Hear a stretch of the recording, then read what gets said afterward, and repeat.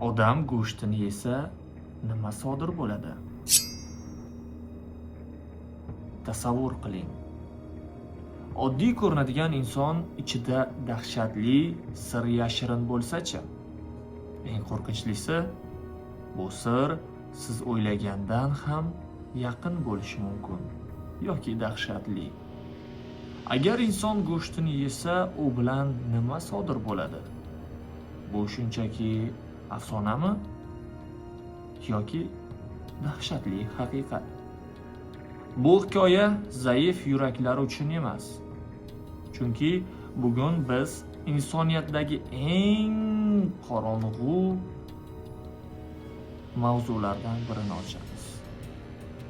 Odam go'shtini yegan odamga nima bo'ladi, bilasizmi? Javob siz o'ylagandan ham qo'rqinchli. Ba'zi savollar bor. Javobini bilganingizdan keyin pushaymon bo'lasiz. Bugun siz bilan odam go'shtini iste'mol qilsa, nima sodir bo'lishini bilib olamiz. Tasavvur qiling. Siz yashayotgan hududda oddiy jinoyat emas, balki insonni larzaga soladigan voqea sodir bo'lgan. Savol tug'iladi. O'zbekistonda haqiqatdan ham odamxo'rlik holatlari bo'lganmi? Assalomu alaykum do'stlar. Bugun sizlar bilan eng sirli va bahsli mavzulardan birini ko'rib chiqamiz. Internetda va odamlar orasida odamxo'r haqida turli gaplar yuradi. Ammo bu gaplarning qanchasi haqiqat? Odamxo'rlar haqida siz chet el filmlarini ko'p tomosha qilgansiz. Bu qanchalik dahshat ekanligini ular sizga tasvirlab berishgan. Hayotda esa bu anchagina dahshatli. Uni his qilish uchun esa bugungi videomizni oxirigacha tomosha qiling. Ko'plab postlar va videolarda O'zbekistonda odamxo'rlik bo'lgan degan da'volarni uchratish mumkin. Lekin rasmiy manbalar va sud hujjatlarida bunday holatlar juda kam uchraydi yoki umuman tasdiqlanmagan. Ba'zi og'ir jinoyatlar, qotillik yoki jasadga nisbatan zo'ravonlik holatlari odamlar tomonidan noto'g'ri talqin qilinib, odamxo'rlik deb atab yuborilgan bo'lishi mumkin. Bu esa vahima va qo'rquvni yanada kuchaytiradi.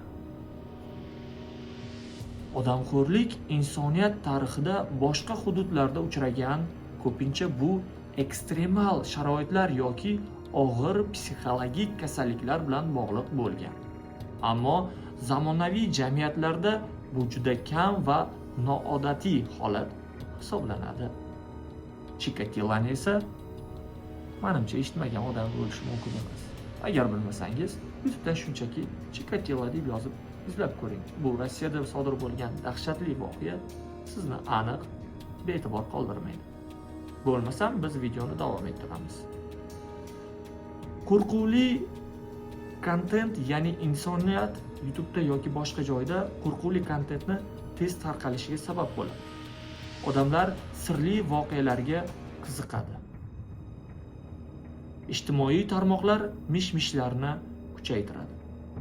Hozircha O'zbekistonda keng tarqalgan yoki ishonchli tarzda tasdiqlangan odamxo'rlik holatlari haqida aniq dalillar yo'q.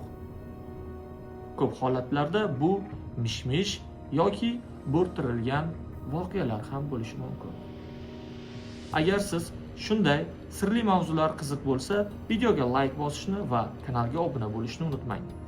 Va men sizlarga inson go'shtini iste'mol qilish oqibatlarini aytib beraman. Odam go'shtini yeyish kannibalizm, ya'ni juda xavfli va jiddiy oqibatlarga olib kelishi mumkin. Bu nafaqat axloqiy yoki huquqiy masalada ham, balki sog'liq uchun ham katta tahdiddir. Ya'ni yuqumli kasalliklar xavfi. Inson organizmida boshqa odamlarga o'tishi mumkin bo'lgan viruslar va bakteriyalar bo'ladi. Masalan, gepatit, HIV va boshqa qon orqali yuqadigan infeksiyalar. Keyingi masala esa juda xavfli prion kasalliklari. Eng mashhuri kuru deb ataladigan kasallik. Bu miya to'qimalari orqali yuqadi va xotira yo'qolishi, titroq, harakat buzilishi, oxir oqibat o'limga olib keladi. Zaharlanish va organizm reaksiyasi, ya'ni inson go'shtini iste'mol qilganingizda noto'g'ri saqlansa og'ir zaharlanishni olib keladi. Immun tizimining kuchli reaksiyasi bo'lishi ham mumkin. Psixologik ta'sir. Bunday ish odam psixikasiga juda kuchli zarar yetkazadi. Buni o'zi sog'lom odamlar qilmaydi. Ya'ni bu travma, ruhiy buzilishlar, ijtimoiy izolyatsiya va albatta unutmasligimiz kerak, huquqiy oqibatlar.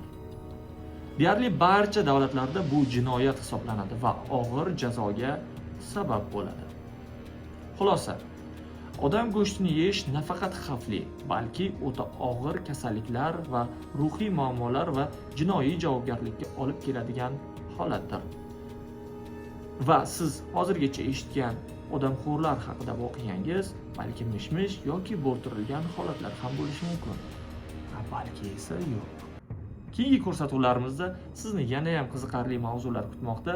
Bizdan uzoqlashmang, salomat bo'ling.